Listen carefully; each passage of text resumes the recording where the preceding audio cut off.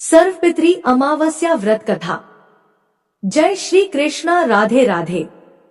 आश्विन मास की अमावस्या को सर्वपितृ अमावस्या कहा जाता है। यह पितृ पक्ष का अंतिम दिन है।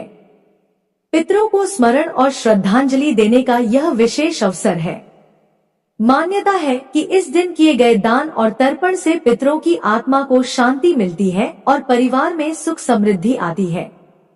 तो आज मैं आपको पितृ पक्ष की सर्वपितृ अमावस्या की महान कथा सुनाने जा रही हूँ, इसीलिए आप इसे ध्यान से जरूर सुने। प्राचीन काल की बात है। पितृ पक्ष के अवसर पर एक जिज्ञासु ब्राह्मण के मन में अनेक प्रश्न उठे। वह विचार करने लगा कि आखिर पितृ पक्ष का महत्व क्या है, श्राद्ध और तर्पण क्यों किया जाता है, पूर्वजों की आत्माओं को शांति देने के यह कर्मकांड क्यों आवश्यक हैं? इन्हीं प्रश्नों के उत्तर पाने के लिए उस ब्राह्मण ने ध्यानस्थ होकर धर्मराज यम का आह्वान किया। उसकी सच्ची श्रद्धा और जिज्ञासा को देखकर यमराज प्रकट हुए।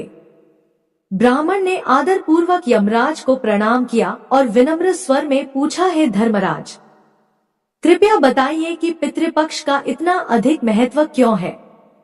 हम पितरों का श्राद्ध और तर्पण क्यों करते हैं? क्या वास्तव में इन क्रियाओं से हमारे पूर्वजों को शांति मिलती है? यमराज ने गंभीर किंतु करुणामय स्वर में उत्तर दिया, है ब्राह्मण, तुमने अत्यंत महत्वपूर्ण प्रश्न पूछा है। पितृपक्ष पूर्वजों को समर्पित वह पावन काल है जब संतान अपने पितरों के प्रति कृतज्ञता व्यक्त करती है। श्राद्ध और तर्पण के द्वारा उन्हें तृप्ति और मुक्ति प्रदान की जाती है। इसके महत्व को भली भांति समझाने के लिए मैं तुम्हें एक प्राचीन कथा सुनाता हूँ, ध्यान पूर्वक सुनो। यह कथा गरुड़ पुराण में वर्णित है और पितृ पक्ष के महात्म्य को उजागर करती है। जो भी मनुष्य इस कथा को ध्यान पूर्वक सुनता है उसके मैं 32 अपराध माफ कर देता हूँ। ऐसे मनुष्य की कभी दुर्गति नहीं होती है और उसके पितृ उससे संतुष्ट होते हैं और लंबी आयु तथा धन धान्य प्रदान करते हैं। इसीलिए हे ब्राह्मण, तुम इस कथा को ध्यान से सुनो। यमराज इतना कहकर उस ब्राह्मण को एक प्राचीन घटना सुनाने लगे। प्राचीन काल में मध्य देश में गोपाल नाम के एक पुण्यात्मा ब्राह्मण रहते थे। वे सत्यनिष्ठ, सदाचारी और वेद शास्त्रों के गहन ज्ञाता थे। उनके स्वभाव में पाप का लेश मात्र भी नहीं था। भगवान विष्णु में उनकी गहरी आस्था थी और वे प्रतिदिन नियम पूर्वक पूजा पाठ करते थे। एक दिन की बात है, श्रावण की वर्षा ऋतु बीत चुकी थी और भाद्रपद मास चल रहा था।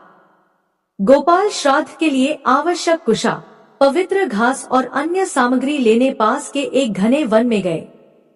दोपहर का समय था और वन में दूर दूर तक सन्नाटा पसरा था। केवल पत्तों की सरसराहट और कुछ पक्षियों की आवाजें सुनाई पड़ रही थी। गोपाल मन ही मन मंत्रों का जाप करते हुए निर्भय भाव से जंगल में आगे बढ़ रहे थे। गोपाल वन में कुछ सामग्री एकत्र कर ही रहे थे कि अचानक उनकी दृष्टि एक अद्भुत किंतु भयावह दृश्य पर पड़ी। सामने कुछ ही दूरी पर विशाल वृक्ष के नीचे 3 आकृतियां खड़ी थी। पहले तो गोपाल को विश्वास नहीं हुआ क्योंकि वे 3 मानवाकृति जैसे प्राणी थे, परंतु उनके स्वरूप बड़े भयंकर थे। वे वास्तव में 3 महाप्रेत थे जिनका रूप देखकर सामान्य मनुष्य भय से मूर्छित हो जाता। गोपाल ने उन प्रेतों को ध्यान से देखा। उनके केश बिखरे और सीधे ऊपर को खड़े थे। ऐसा लग रहा था मानो वर्षों से संवारे ना गए हो। उनकी आंखें अंगारों जैसी लाल चमक रही थी। दांत काले और लंबे दिखाई दे रहे थे, नुकीले जैसे किसी जंगली पशु के हो। तीनों के शरीर अत्यंत कृश और मरियल थे। पेट पीठ से लगा हुआ सिर्फ हड्डियों का ढांचा जैसे बचा हो। उनकी नसें उभरी हुई थी और वे पीड़ा में जान पड़ते थे। गोपाल ने इतने भयानक प्राणियों को एक साथ पहले कभी नहीं देखा था, परंतु आश्चर्य की बात यह थी कि इतने भयंकर दृश्य के बावजूद गोपाल तनिक भी भयभीत नहीं हुए। उनके मन में ईश्वर का दृढ़ आश्रय था और सत्य पर दृढ़ता से अडिग विश्वास। उन्होंने अपने भीतर साहस संजोया और आगे बढ़कर उन प्रेतों से बात करने का निश्चय किया। गोपाल धीमे कदमों से उनके निकट गए।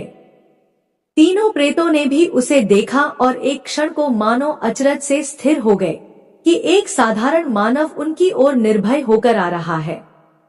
गोपाल ने पूछा, तुम लोग कौन हो और तुम्हारी यह नारकीय अवस्था कैसे हुई? तुम्हें इस भयंकर योनि में कौन सा कर्म ले आया? एक पल को तीनों प्रेत चुप रहे।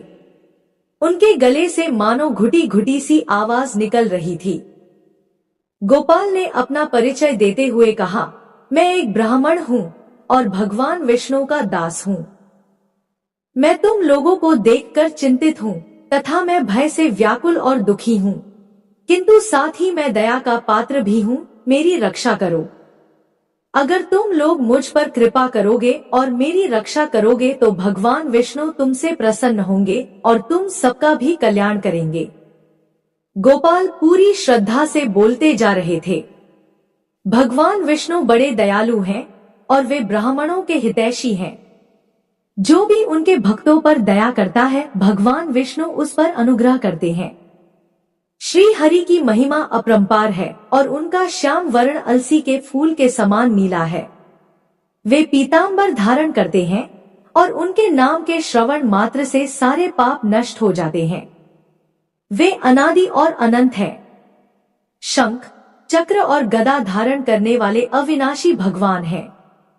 उनके नेत्र कमल के समान सुंदर हैं और वे प्रेत आत्माओं तक को मोक्ष प्रदान करने की शक्ति रखते हैं। यमराज ने ब्राह्मण को कथा सुनाते हुए कहा, है ब्राह्मण, जैसे ही गोपाल के मुख से भगवान विष्णु का पवित्र नाम निकला, वैसे ही उन पिशाच रूपी प्रेतों के हृदय में आश्चर्यजनक परिवर्तन होने लगा।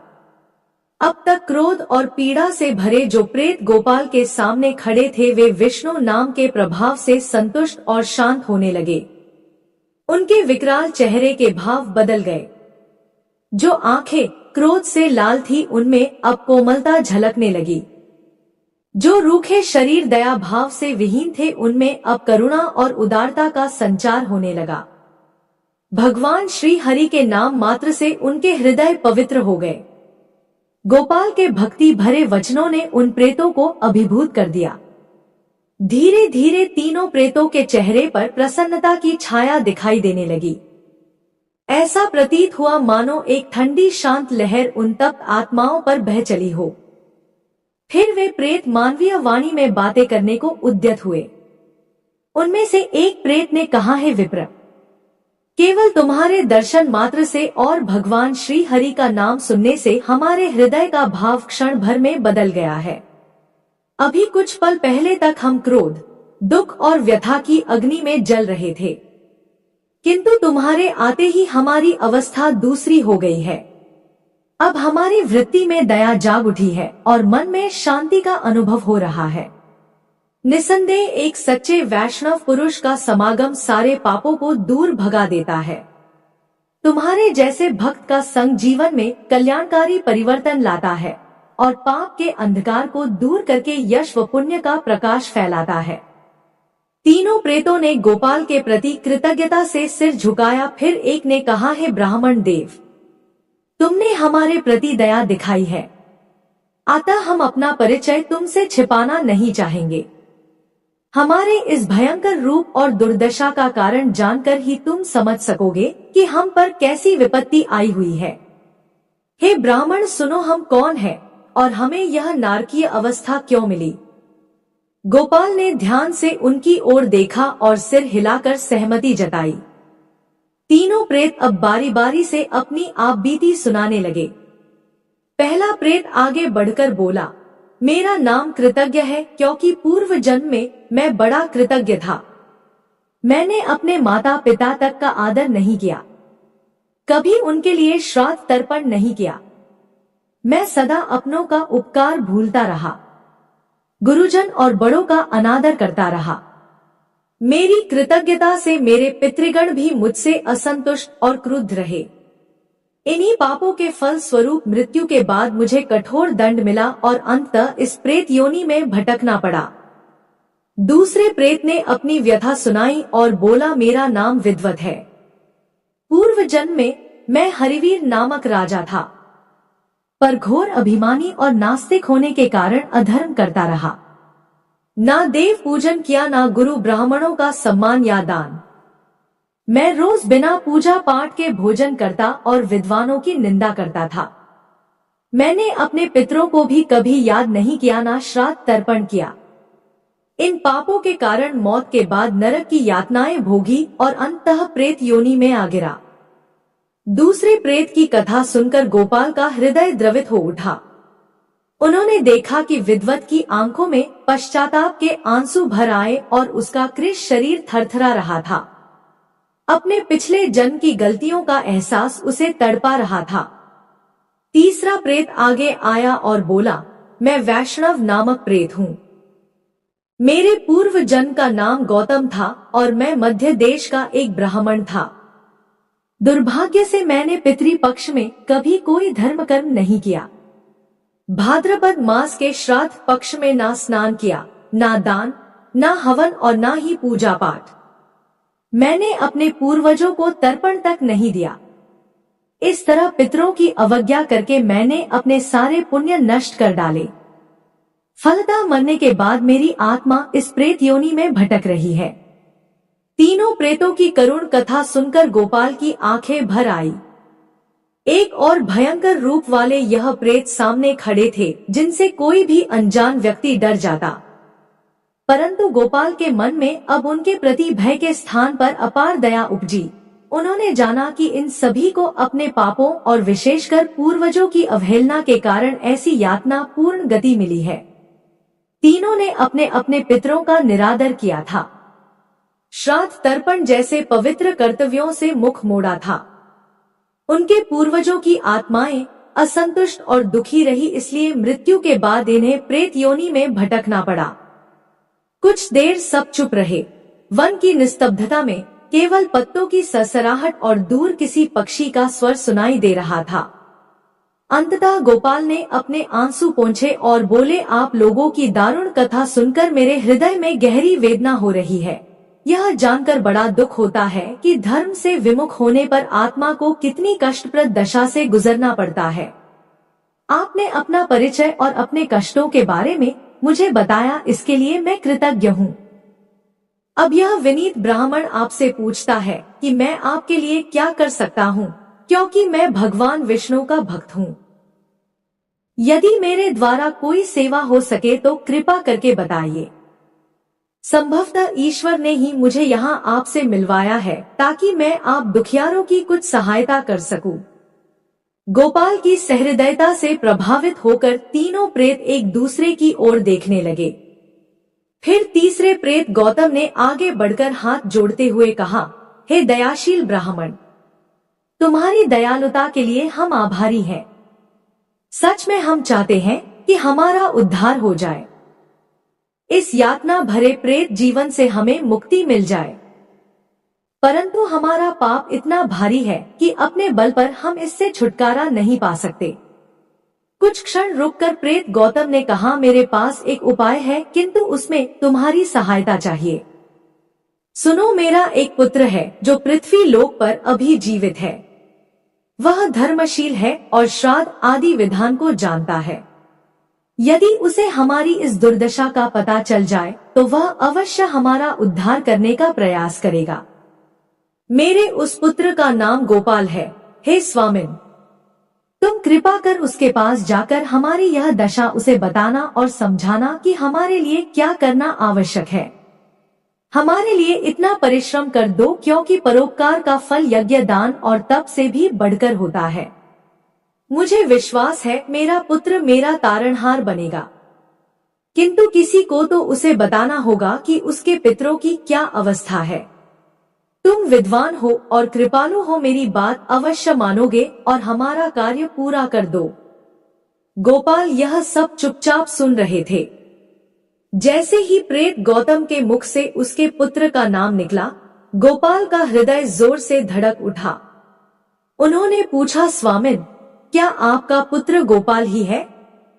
प्रेत वैष्णव बोला, हाँ, मेरे पुत्र का यही नाम है। वह मेरा इकलौता पुत्र है। शायद अब तक मुझे भूल चुका होगा या उसे पता भी ना हो कि उसके पिता की आत्मा किस दुर्गति में भटक रही है। गोपाल से अब रहा ना गया और वो भाव विह्वल होकर प्रेत के चरणों में गिर पड़ा और रोते हुए बोला, पिताजी, मैं ही आपका पुत्र गोपाल हूँ। मैं इतना अभागा हूँ कि आपको पहचाना नहीं और आपके कष्ट दूर नहीं कर पाया। पुत्र होकर भी आपके काम ना आ सका, इससे बड़ा पाप कुछ नहीं। कृपा करके मुझे क्षमा करें। यह सुनकर प्रेत गौतम की आंखों में भी आंसू भर आए। वो विस्मित और आनंदित होकर बोला, वत्स, तुम सचमुच मेरे पुत्र हो। निश्चय ही भगवान ने तुम्हें हमारी मुक्ति का साधन बनाकर भेजा है। फिर गौतम ने गहरी सांस लेकर कहा, बेटा, अब विलाप छोड़ो। ईश्वर की कृपा से तुम्हें हमारा उद्धार करना है। मैं तुम्हें बताता हूँ कि तुम्हें क्या करना चाहिए। प्रेत गौतम ने कहा, वत्स, पितृपक्ष की अमावस्या के दिन विधि पूर्वक श्राद्ध कर्म करना, पवित्र नदी में स्नान करके संकल्प लेना, फिर हमारे नाम से पिंडदान और तिलांजलि अर्पित करना, आदर पूर्वक 10 ब्राह्मणों को स्वादिष्ट भोजन करवाना, विशेषतः मीठी खीर का प्रसाद देकर उन्हें तृप्त करना, अंत में श्रद्धा पूर्वक दान दक्षिणा देना, 7 मिट्टी के घड़ों को स्वच्छ जल से भरकर पितरों के नाम पर दान करना। ऐसा करने से हमारी 7 पीढ़ियों तक के पितृगण तृप्त होकर मुक्त होंगे। अपने सामर्थ्य अनुसार गौदान, अन्नदान तथा वस्त्रादि दान भी करना, जिससे तुम्हारा पुण्य बढ़ेगा और हमारी मुक्ति का मार्ग प्रशस्त होगा। गोपाल ने सिर झुकाकर कहा, पिताजी, आपकी आज्ञा अनुसार मैं पूरा प्रयास करूंगा। आपकी कृपा से अवश्य सफलता मिलेगी। गोपाल ने तीनों प्रेतों की ओर कर्तव्य भाव से देखा। उन्होंने हाथ जोड़कर अपने पिता तथा दोनों अन्य प्रेतों को प्रणाम किया और दृढ़ स्वर में कहा, मैं अभी जाता हूँ और पूरी तैयारी करता हूँ। अगली अमावस्या आने ही वाली है। मैं श्राद्ध कर्म में कोई कसर नहीं छोड़ूंगा। आप सब अपनी कृपा बनाए रखें और मुझे आशीर्वाद दें कि मैं सफल हूँ। गोपाल ने तुरंत अपने घर लौटकर श्राद्ध की तैयारी शुरू कर दी। नियत तिथि आने पर पितृपक्ष की अमावस्या की सुबह वे पवित्र नदी में स्नान करके सूर्य को अर्घ्य तथा पितरों के लिए तिलांजलि अर्पित कराए। फिर घर पर विधि विधान से श्राद्ध कर्म किया। उन्होंने अपने पिता पितामह आदि पितरों के निमित्त श्रद्धा पूर्वक पिंडदान किया और जल तर्पण दिया। इसके बाद आदर पूर्वक 10 ब्राह्मणों को खीर समेत पौष्टिक भोजन कराया तथा दक्षिणा प्रदान की। अंत में 7 मिट्टी के घड़े पानी से भरकर पितरों के नाम पर दान दिए।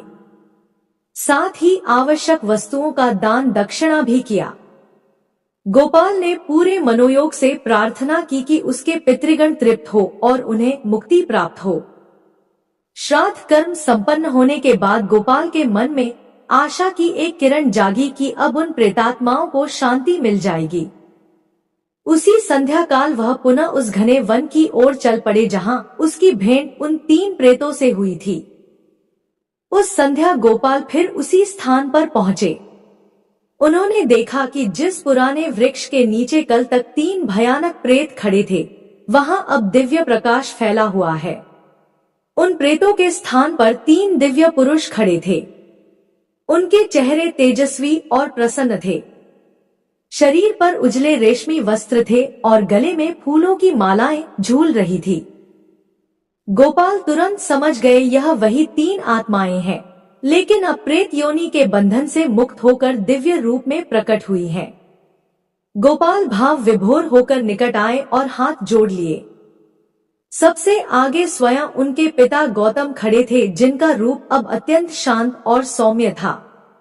गौतम ने प्रेम पूर्वक हाथ बढ़ाकर पुत्र के सिर पर आशीष रखा। गोपाल आनंद पूर्वक उनके चरणों में झुक गए। गौतम ने स्नेह पूर्वक अपने पुत्र को उठाकर हृदय से लगाया। दोनों की आंखों से कृतज्ञता और हर्ष के आंसू बह निकले। गौतम ने प्रसन्न होकर कहा, पुत्र गोपाल, तुम्हारी श्रद्धा और सेवा से हम सबको मुक्ति मिल गई है। अब हम पितृलोक को जा रहे हैं। हमारे आशीर्वाद से तुम सदैव सुखी रहो, दीर्घायु और यशस्वी बनो। दूसरे और तीसरे दिव्य पुरुष ने भी कृतज्ञता पूर्वक गोपाल को आशीर्वाद दिया। उन्होंने स्वीकार किया कि गोपाल के पुण्य से उन्हें भी प्रेत योनि से छुटकारा मिला है। दोनों ने उसे सुख समृद्धि और यश प्राप्ति का आशीष दिया। इतने में आकाश से एक अलौकिक रथ अवतरित हुआ जो प्रकाश से दमक रहा था। यमदूतों और विष्णु दूतों जैसे दिव्य सहायकों ने प्रकट होकर उन मुक्त आत्माओं का स्वागत किया। तीनों दिव्य पुरखे उस रथ पर सवार हो गए। विदा लेते समय गौतम ने प्रेम भरी दृष्टि से पुत्र की ओर देखा और हाथ हिलाकर आशीर्वाद दिया। गोपाल की आंखों से आनंद के आंसू बह रहे थे और हृदय में अपने पितरों के प्रति श्रद्धा व प्रभु के प्रति धन्यवाद के भाव उमड़ रहे थे। कुछ ही पलों में वह दिव्य रथ आकाश मार्ग से प्रस्थान कर गया और आंखों से ओझल हो गया। संध्या का स्वर्णिम प्रकाश धीरे धीरे मध्यम पड़ गया। गोपाल देर तक उस ओर निहारते रहे जहां उनके पूर्वज अंतर्ध्यान हुए थे। उनके मन में अपार शांति थी। उन्होंने ईश्वर को प्रणाम किया और घर लौट आए। तभी यमराज की आवाज फिर सुनाई दी। इस प्रकार हे ब्राह्मण, गोपाल ने अपने पिता सहित 3 पितरी शापित आत्माओं का उद्धार कर दिया। श्राद्ध, तर्पण और दान की महिमा से उन्हें प्रेत योनि से मुक्ति मिली और पितृलोक में स्थान प्राप्त हुआ। ब्राह्मण ने हाथ जोड़कर कृतज्ञता पूर्वक कहा, धर्मराज, इस अद्भुत कथा ने मेरी आंखें खोल दी। अब मैं भली भांति समझ गया हूँ कि पितृपक्ष में श्राद्ध तर्पण करना कितना आवश्यक है। मैं वचन देता हूँ कि अपने पितरों के प्रति कभी उदासीन नहीं रहूंगा और सदैव श्रद्धा से उनका श्राद्ध करूंगा। यमराज ने प्रसन्न होकर आशीर्वाद दिया और बोले, जो भी इस कथा को सुनकर पितृकर्म में प्रवृत्त होगा उसके पितर अवश्य प्रसन्न होंगे और उसे सुख समृद्धि का आशीर्वाद देंगे। इसके साथ ही धर्मराज यम अंतर्धान हो गए। इस प्रकार पितृपक्ष की यह पावन कथा समाप्त होती है। इससे हमें शिक्षा मिलती है कि अपने पितरों के प्रति श्रद्धा और कृतज्ञता व्यक्त करना अत्यंत आवश्यक है। पूर्वजों का सम्मान करके विधि पूर्वक श्राद्ध तर्पण व दान करके न केवल उनकी आत्माओं को शांति मिलती है बल्कि उनकी प्रसन्नता से हमारे जीवन की बाधाएं भी दूर होती हैं और कुल का कल्याण होता है। हर वर्ष आने वाला पितृपक्ष हमें याद दिलाता है कि हमारे अस्तित्व की जड़ हमारे पूर्वजों में है।